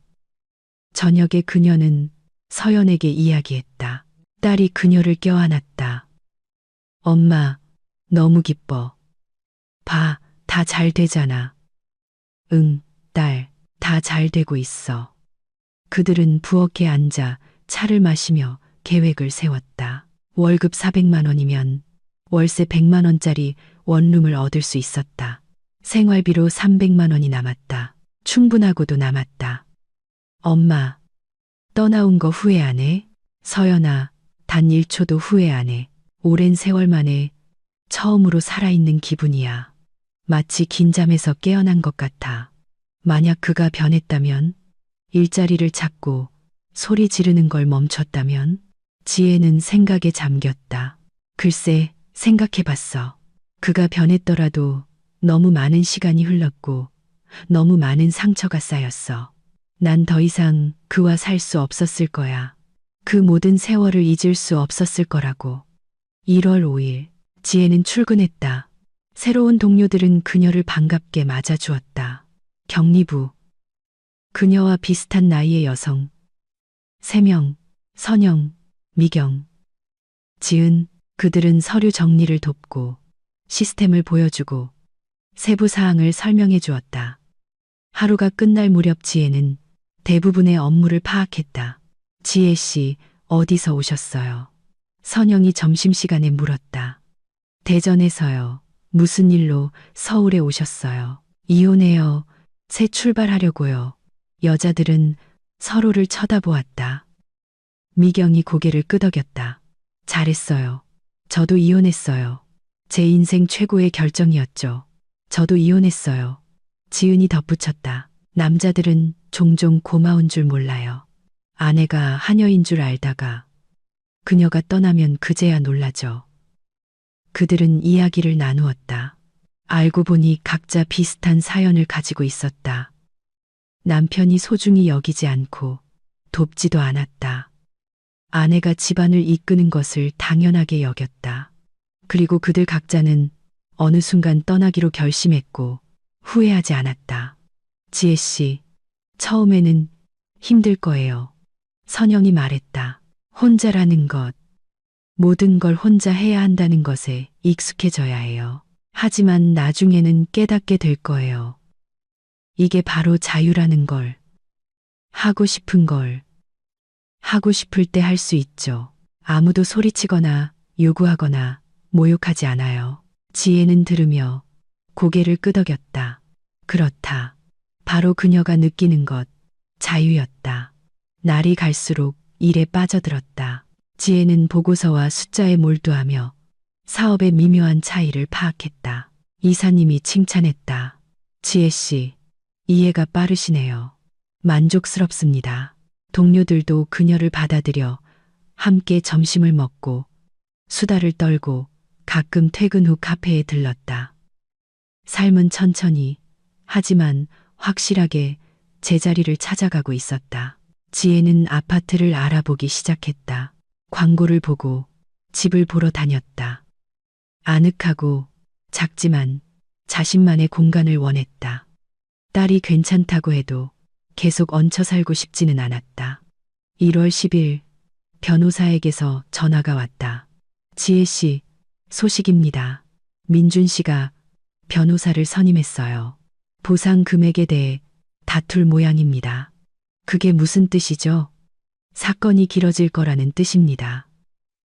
그는 당신이 아파트에 돈을 투자하지 않았거나 더 적게 투자했다고 증명하려 할 겁니다. 하지만 우리에겐 모든 영수증이 있으니 우리가 이길 겁니다.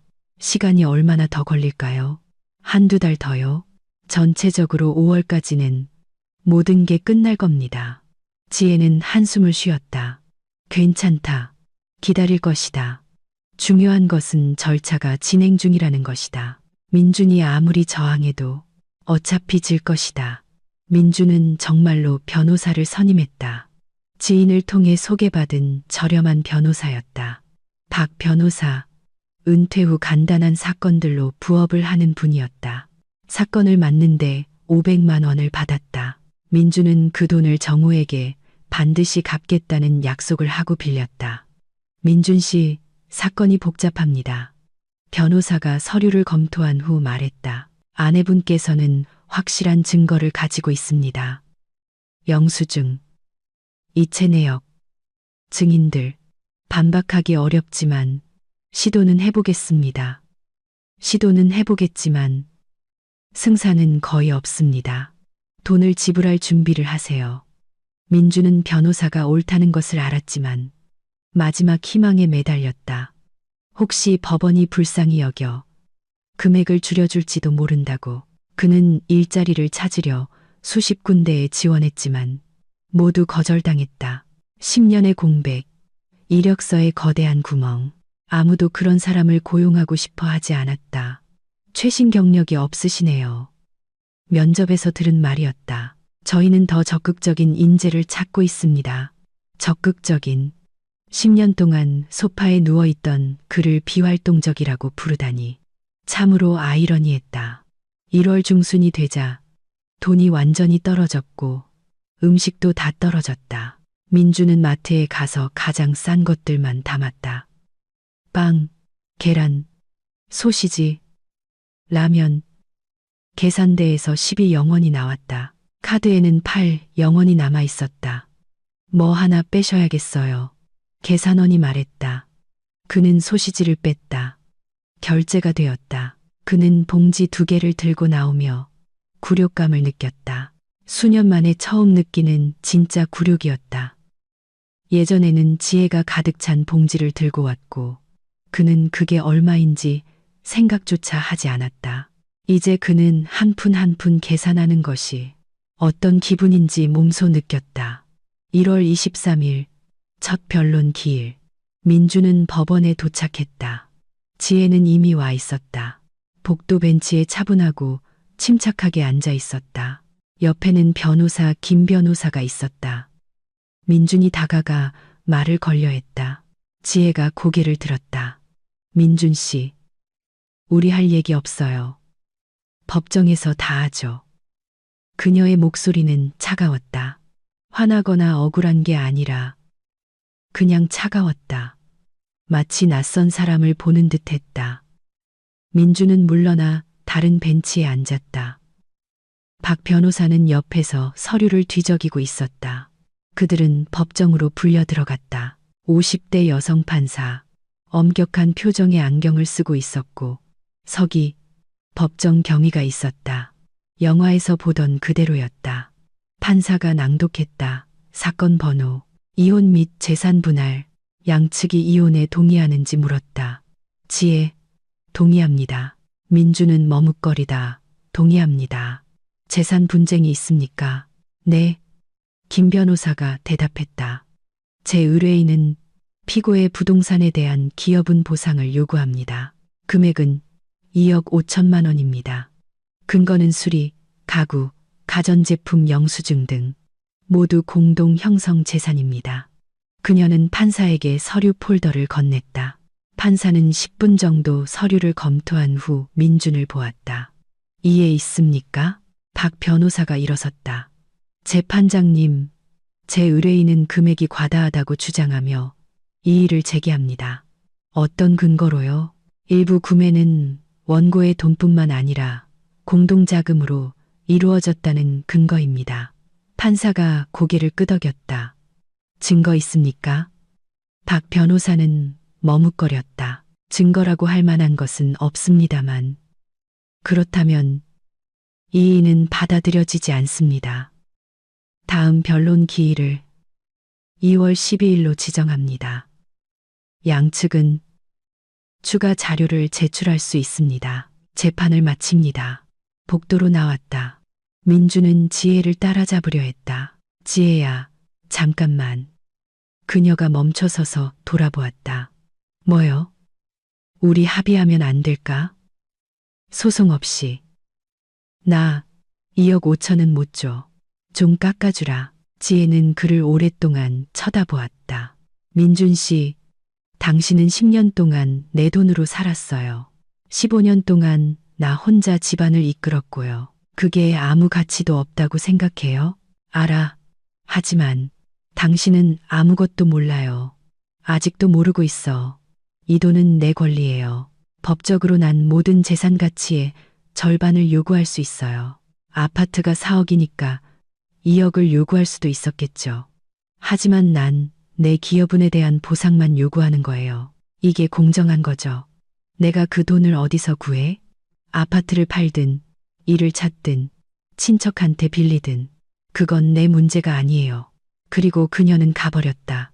김 변호사는 그에게 작별 인사를 하듯 고개를 까딱하고 의뢰인을 따라갔다. 민주는 법원 복도에 서서 무너져 내리는 기분이었다. 박 변호사가 다가왔다. 민준 씨, 제가 솔직히 경고했죠. 패소할 사건입니다. 돈 낼 준비하세요. 만약 못 내면요?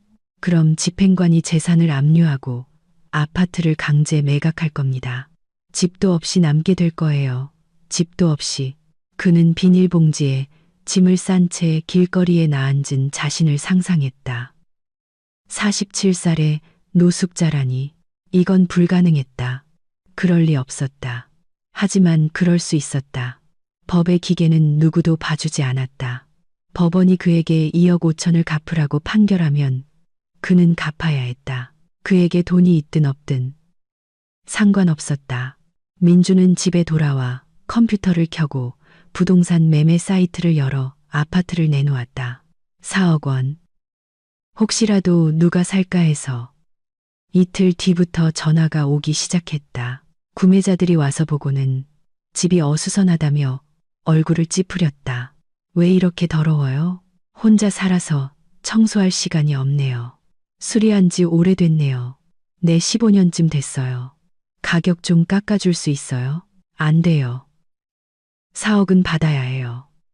몇 주가 지났지만 구매자는 많아도 그 가격에 동의하는 사람은 아무도 없었다. 3억 5천, 3억 7천을 제시했다. 민주는 거절했다. 만약 3억 5천에 팔면 지혜에게 2억 5천을 주고 나면 1억이 남는다. 그 돈으로는 아파트도 못 산다. 월세를 살아야 할 것이다. 2월은 추웠다. 민주는 집에 틀어박혀 모든 것을 아꼈다. 난방은 최소로 틀고 낡은 점퍼를 입고 다녔으며 라면과 계란만 먹었다. 팔킬짐이 빠졌다. 얼굴은 수척해지고 눈은 첨했다. 그는 거울을 보며 자신을 알아보지 못했다. 2월 12일. 다음 변론. 기일. 민주는 박 변호사와 함께 왔다. 지혜는 김 변호사와 함께였다. 판사는 양측의 주장을 듣고 추가 자료를 검토했다. 민주는 새로운 것을 제출하지 않았다. 그에게는 증거가 없었다. 판사는 판결을 내렸다. 원고 지혜의 청구를 인용한다. 피고 민준으로부터 2억 5천만 원의 보상금을 징수한다. 이행 기간은 3개월. 불이행 시 재산을 강제 집행한다. 판사봉이 울렸다. 끝. 판결이 내려졌다. 민주는 앉은 채 움직일 수 없었다. 3개월. 그에게는 2억 5천을 구할 3개월이 주어졌다. 그렇지 않으면 아파트는 집행관에 의해 헐값에 팔릴 것이다. 지혜는 차분하게 법정을 나섰다. 민준이 길에서 그녀를 따라잡았다. 지혜야, 잠깐만. 얘기 좀 하자. 그녀가 멈춰섰다. 무슨 얘기요, 민준 씨. 법원이 판결을 내렸잖아요. 시간을 좀 더 줘. 반년이라도. 당신에겐 15년이 있었어요. 그걸로는 부족했나요? 나 일 찾아서 분할 상환할게. 법적으로는 즉시 이행을 요구할 수 있지만 법원이 당신에게 3개월을 줬어요. 그게 유예 기간이에요. 지혜야, 너도 알잖아. 나 그런 돈 못 구해. 당신이 10년 동안 일하지 않았다는 건 알아요. 그건 당신의 선택이었죠. 이제 그 대가를 치르세요. 그녀는 택시를 타고 떠났다. 민주는 눈 내리는 보도 위에 서서 깨달았다. 이게 끝이다. 그의 예전 삶의 진짜 끝. 아파트도, 돈도, 지위도 없을 것이다. 남는 것은 공허함뿐. 3월은 봄의 첫 기운을 가져왔다. 눈이 녹고 해가 따뜻해졌다. 지혜는 출근하며 점차 서울 생활에 적응했다. 월급은 안정적으로 들어왔다. 그녀는 서울 남부의 월세 100만 원짜리 원룸을 구했다. 서연의 집에서 나와 독립했지만 주말마다 만났다. 집은 작지만 아늑했다. 지혜는 새 커튼과 침구를 사고 창가에 화분을 놓았다. 여기서는 자유의 냄새가 났다. 여기에는 소리치고 요구하고 모욕하는 사람이 없었다. 오직 그녀와 고요함과 아침의 커피 한 잔뿐이었다. 동료들은 친구가 되었다. 함께 점심을 먹고 가끔 금요일에는 영화를 보러 갔다. 지혜는 다시 사는 법을 배우고 있었다.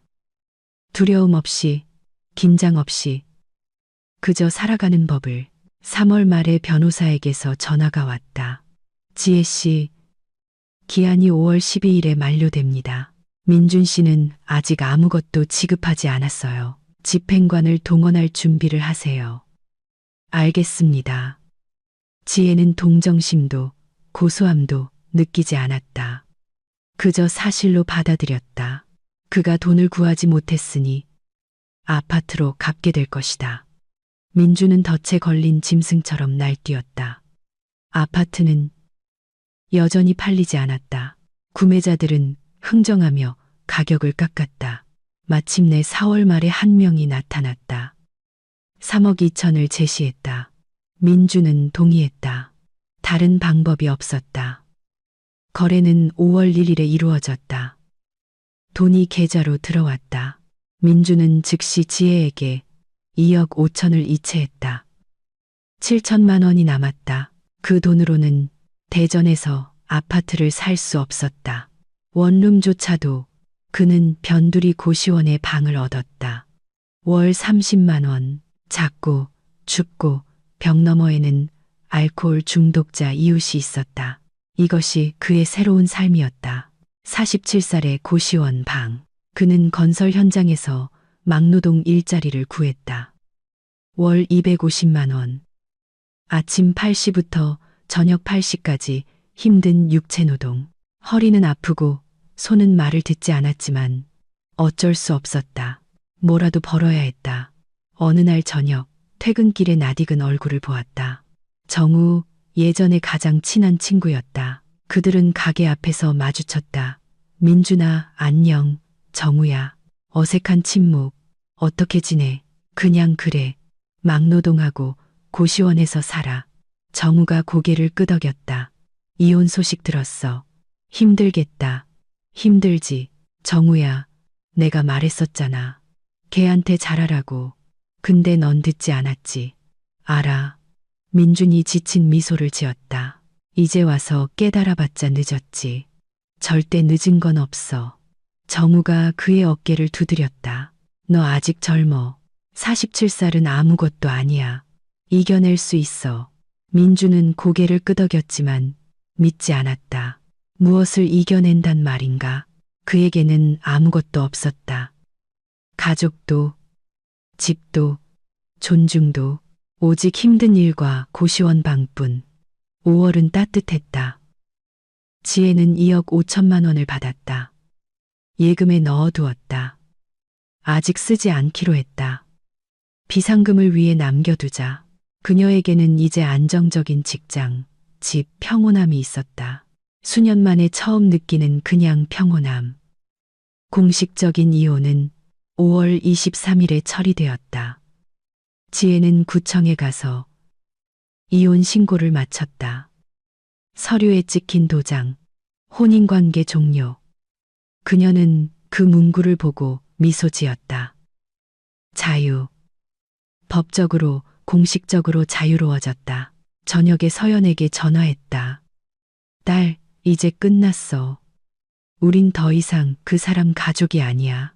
엄마 성으로 바꿀 거야. 생각 중이야. 그럴지도 모르지. 그들은 1시간 동안 수다를 떨며 계획을 세웠다. 여름에는 바다에 가기로 했다. 수년 만에 첫 휴가. 남편을 위한 휴가가 아닌 자신을 위한 첫 휴가. 민주는 며칠 뒤에 이혼 소식을 알게 되었다. 박 변호사가 문자를 보냈다. 민준 씨, 이혼 처리 완료되었고 사건은 종결되었습니다. 제 서비스는 더 이상 필요 없습니다. 민주는 읽고 공허함을 느꼈다. 끝. 15년의 결혼 생활이 문자 한 줄로 끝났다. 그는 계속 막노동을 했다. 날들은 하나로 합쳐졌다. 아침 6시에 일어나 저녁까지 일하고 고시원으로 돌아와 컵라면으로 저녁을 때우고 삐걱거리는 침대에서 잠드는 생활. 그렇게 반복되었다. 어느 날 현장에서 점심을 배달해주는 여자를 보았다. 40대 중반, 통통하고 지쳐 보였다. 그녀는 도시락통을 나눠주며 일꾼들에게 미소 지었다. 민주는 자기 도시락을 받아 구석에 앉았다. 여자가 옆에 앉았다. 새로 오셨나 봐요? 네, 한 달 됐어요. 힘들죠? 힘들어요. 그들은 이야기를 나누었다. 그녀의 이름은 희진이었다. 이혼했고 아이가 셋이었다. 월세방에 살고 식당 주방에서 일하며 점심 배달 부업을 했다. 간신히 생계를 유지하고 있었다. 그래도 뭐 익숙해져요. 그녀가 말했다. 중요한 건 포기하지 않는 거죠. 민주는 그녀를 보며 생각했다. 이게 바로 진짜 삶이구나. 꾸밈 없는 푼돈을 벌기 위해 뼈 빠지게 일하고 내 집 마련은 꿈도 못 꿔 월세방에 살면서도 어떻게든 존엄을 지키려 애쓰는 삶. 그는 15년을 환상 속에서 살았다. 단지 남자라는 이유만으로 더 나은 대우를 받을 자격이 있다고. 아내가 자신을 부양하고 시중 들고 참아야 할 의무가 있다고 생각했다. 환상이 무너지자 그는 아무 가치도 없는 존재라는 것이 드러났다. 정말 아무것도 아니었다. 6월은 더위와 함께 왔다. 지혜는 휴가를 냈다. 그녀와 서연은 강릉으로 가서 호텔 방을 잡고 해변에 가고 바다에서 수영했다. 지혜는 선베드에 누워 파도 소리를 들으며 행복을 느꼈다. 그냥 행복했다. 이유도 명분도 없이 자유롭기 때문에, 자신을 위해 살기 때문에. 엄마, 그 사람 생각나? 어느 날 저녁 서연이 물었다. 가끔. 지혜가 솔직하게 대답했다. 처음에 그가 어땠는지 기억나. 하지만 그 사람은 죽었다는 걸 깨달아. 나를 모욕하던 그 사람만 남았고 동정할 사람도 없어. 만약 그가 사과하고 정말로 변했다면? 지혜는 생각에 잠겼다. 글쎄, 서연아, 그가 변했더라도 난 돌아가지 않았을 거야. 상처가 너무 깊어서 아물지 않아. 깨진 걸 붙이려 애쓰는 것보다 백지에서 새로 시작하는 게 나아. 그들은 햇볕에 그을리고 웃고 사진을 찍었다. 지혜는 SNS에 사진을 올리고 인생은 아름다워라고 썼다. 친구들은 좋아요를 누르고 댓글을 달았다.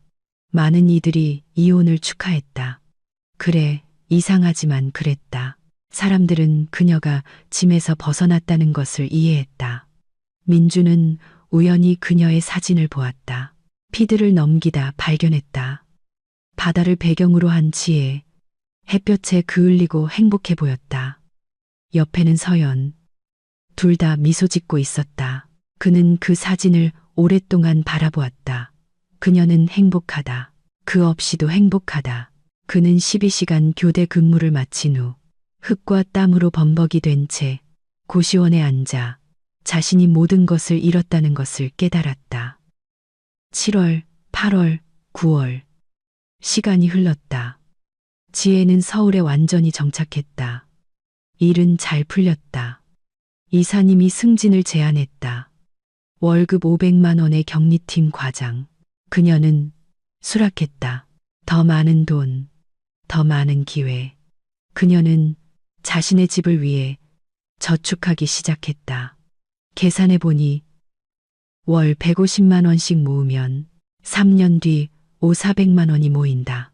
예금에 있는 2억 5천만 원에 주택담보대출도 받을 수 있다. 경기도에 방 2개짜리 아파트를 살 수 있을 것이다. 내 집, 마침내 내 집. 연애는 잘 되지 않았지만 지혜는 걱정하지 않았다.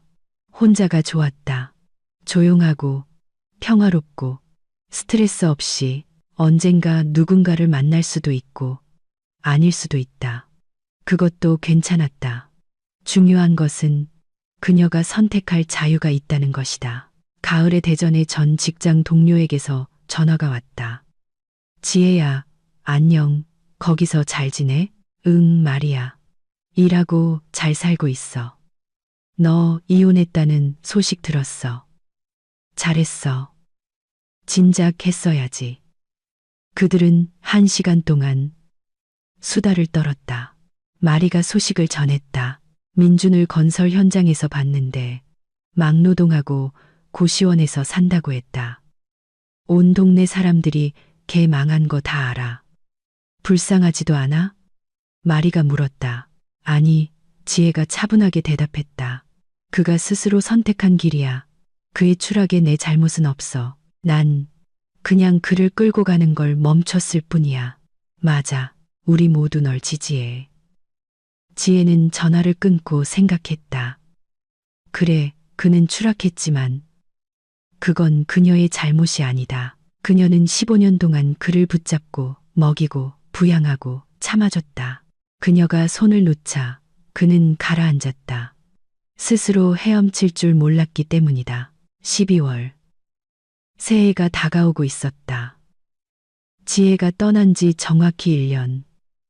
그녀는 회사에 앉아 연말 결산을 하고 있었다. 1년 전 그녀는 기죽고 지친 여자였다. 지금은 자신감 있고 성공적이며 자유로운 여자였다. 엄청난 차이였다. 12월 31일, 서연이 그녀의 집으로 왔다. 그들은 함께 요리했다. 샐러드, 닭고기, 파이, 웃고 수다 떨고 음악을 틀고 부엌에서 춤을 췄다. 지혜는 소녀가 된 기분이었다. 엄마, 내 인생 최고의 새해야. 서연이 말했다. 내 인생에서도 딸. 자정에 그들은 발코니로 나갔다. 서울은 불빛으로 반짝였고 불꽃이 하늘을 수놓았다. 새해 복 많이 받아, 엄마. 엄마의 강인함을 위해, 우리를 위해 건배. 서연아, 우리의 미래를 위해 건배. 한편 대전의 차가운 고시원 방에서 민주는 홀로 앉아 있었다. TV에서는 명절 특집 프로그램을 방영했다.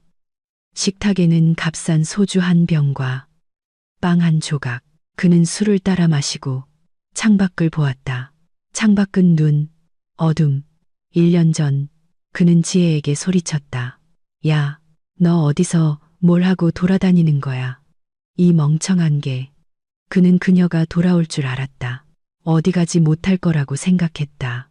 하지만 그녀는 그냥 떠난 게 아니라 그의 인생을 파괴하고 그가 가진 모든 것을 빼앗아갔다. 복수심 때문도 아니었다. 단지 공정하게. 그는 이제 이해했다. 지혜가 옳았다. 모든 면에서 옳았다. 그는 그녀에게 기생했고 이용했고 모욕했다. 그것이 영원할 줄 알았다. 하지만 인내심은 끝났고 그것이 끝나자 모든 것이 무너졌다. 민주는 또 술을 따랐다. 머릿속은 텅 비었다. 계획도 희망도 없었다. 오직 회색빛 현실, 고시원 방, 막노동, 외로움뿐. 이것이 그의 남은 인생이었다. 지혜의 인생은 이제 막 시작되고 있었다. 43살. 그녀는 2번째 기회를 얻었고 그것을 최대한 활용할 생각이었다. 자신을 위해 살고 매일을 즐기고 다시는 누구에게도 자신을 모욕하도록 내버려 두지 않을 것이다. 그녀는 자유를 위해, 강인함을 위해, 내가 해냈다는 사실을 위해 잔을 들고 마셨다. 새해, 새로운 삶, 새로운 그녀, 강하고 독립적이며 행복한, 항상 원했던 바로 그 모습으로